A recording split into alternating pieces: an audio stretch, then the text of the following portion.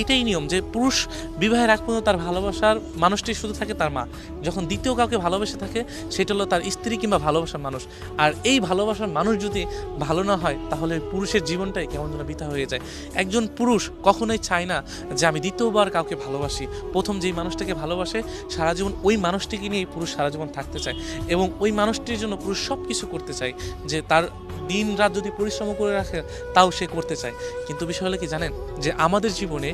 যে আমাদের প্রথম নারী যে তিনি আমাদেরকে ভালোবাসেন নিঃস্বার্থভাবে, কিন্তু দ্বিতীয় যে নারী আসে হয়তোবা সেই নারী প্রতারক হয়, বেঈমান হয়, ছলনাময়ী হয়, কিন্তু কি জানেন আমরা ওই নারীকে বিশ্বাস করে থাকি যে না এই মানুষটা আমাদেরকে কখনোই ঠকাবে না। কিন্তু দুঃখজনকভাবে কি জানেন, যে আমরা বিশ্বাস করি দুজন ব্যক্তি নিঃস্বার্থভাবে ভালোবাসবে, প্রথম জনের ভালোবাসা তো সেটা কখনোই বলে শেষ করতে পারবো না, কিন্তু দ্বিতীয় যে ব্যক্তিটা ভালোবাসবে আমাদেরকে সেই ব্যক্তির ভালোবাসাটা আদৌ আমরা সত্যিকারের ভালোবাসা পাই কিনা সেই